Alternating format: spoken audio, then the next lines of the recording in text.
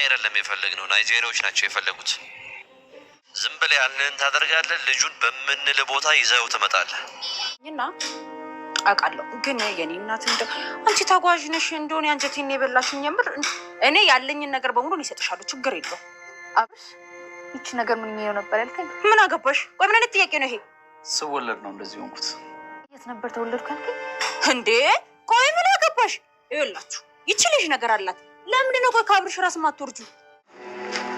ቶሎ እንጂ ነው። ቆይ የት ነው የምትወስደኝ? እዚህ ነው አልኩህ አይደል እንዴ? በቃ ቁርስ ጋብዤ እንለያያለን። እኔ አንተ ማኑ በአመት አንዴ ነበር እዛ ባልሽ ምን እንዳረከኝ አውቃለሁ። ተመልሼ ለማመን አንተ ይከብደኛል። መሳይ ትትናን አሳልፎ ከመሸጡ ባሻገር ድጋሜ ደግሞ እንግዲህ ታንካሲስን አሳልፎ ለዝና ለመስጠት ደፋ ቀና እያለ ይገኛል።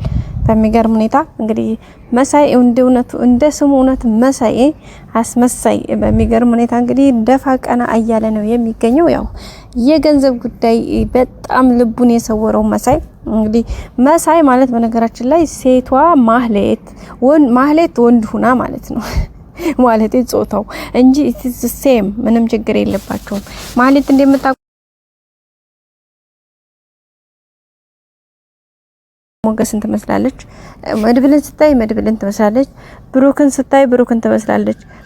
ማለት ብር ከኪሳቸው አውጥቶ ይሄን ያክል ብር ሲባል ኦሬዲ በቃ ፐርማነንትሊ ነው የምትቀይረው ሀሳቧን በቃ በብሩ ማለት ነው ቤተሰቦች። እና በዛም ማካኝነት እንግዲህ ዛሬ ላለችበት ድረስ በዚሁ መጨረሻ ላይ ይሄው እንዲሁ ሁና እንዲሁ የሜዳ ላይ ወደቀች። እንደምታውቋት እንግዲህ መሸታ ቤት አዳሪ ሆናለች።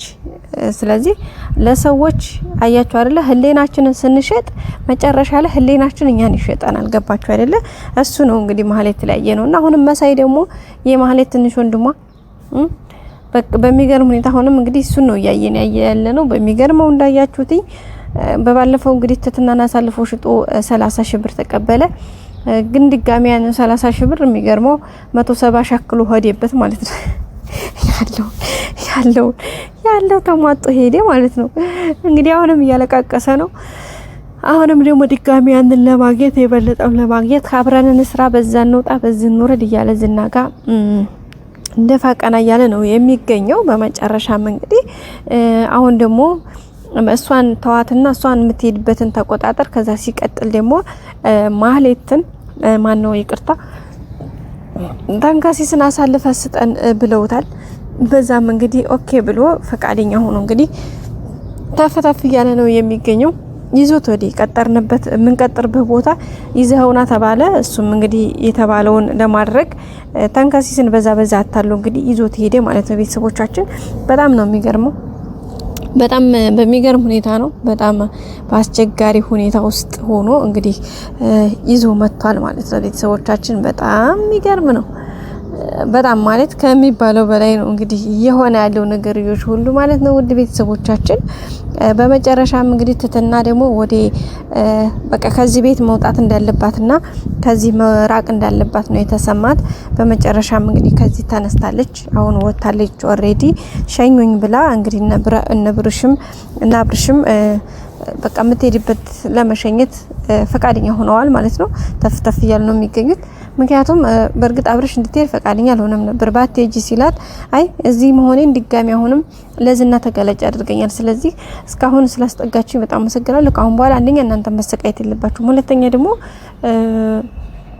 እኔም ደግሞ ትንሽ ዘወር ልበል እግዚአብሔር እንዳለልኝ እንትን አለልም።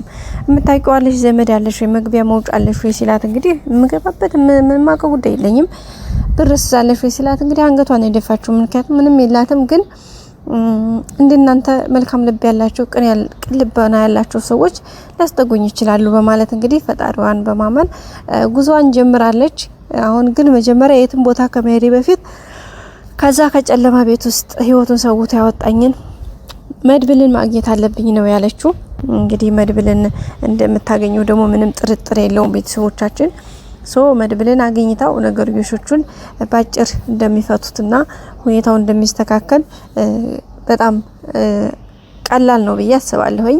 መድብል ጋር ትትና ከተገናኘች አንደኛ መድብል ዋና አላማውም እሷን ማግኘት ነበር የመጀመሪያ ሲያስመልጣትም፣ ሁለተኛ ደግሞ አሁን ላይ እንግዲህ ዝና ደግሞ እየዛተበት ነው። ከዛተበት እንትን የሆነ ሪስኩን መውሰዱ ካልቀረ አግኝቷት መውሰዱ በጣም መልካም ነው። አብርሽ እንግዲህ ትትናን የሆነ ነገሯን ወዷታል።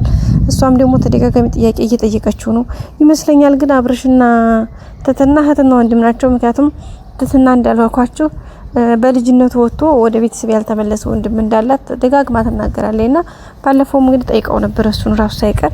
እሱም እንግዲህ ኧረ ምንም የለም እንደዛ የሚባል ነገር የለም ብሎ ነው ሀሳቧን ያስቀይራት።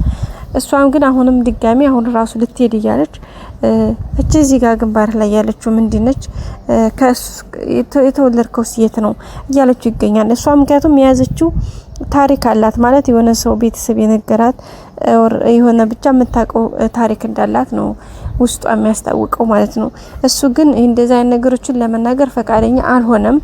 ታሪኩንም ስትጠይቀው ኢቭን መጀመሪያ ላይ እሷን ጠይቋት ከየት ነው የመጣሽው ሲላት የመጣይበትን ቦታና አካባቢ ስትነግረው በጣም ነበር የደነገጠው። እሱ እንዴት ታውቀዋለህ እንዴ ቦታውን ስፍራውን ስትለው ነው አራኔ ተወልጄ ያደኩት አዲስ አበባ ውስጥ ነው በጭራሽ አላውቀውም ብሎ ነው እንግዲህ ሽንጥጥ ያደረጋት እና ይመስለኛል ራሱን ማሳወቅ አይፈልግምና ምናልባት እህትና ወንድም ናቸው ብዬ አስባለሁ። በዛ ላይ ደግሞ መድብል ትትናን እንግዲህ በቃ ከዛ ከስቃይ ውስጥ አውጥቼ እኔ ራሴ አገባታለሁኝ እያለ ነበር ሲፎክር የነበረው። ስለዚህ ምናልባት እቺ ለአብርሽ ሳይሆን ምናልባት የመድብል ናት ብለን ተስፋ እናደርጋለን። እና ወደ ቤተሰቦቻችን እንግዲህ መሳይም ተፈተፍ እያለ ነው እውነት ተንከሲስ አሳልፎ ሊሰጠው ማለት ነው። በእርግጠኝነት ተንከሲስ መመለስ አለበት ነው ያልጋብዝ እያለው ነው። አሁን መመለስ አለበት። አሁን ሄዴ ተንከሲስ ይያዛል ሌላ ዲክሪያ ነው። በቀጣይ ክፍል እንገናኝ። ሰላም ቆዩ።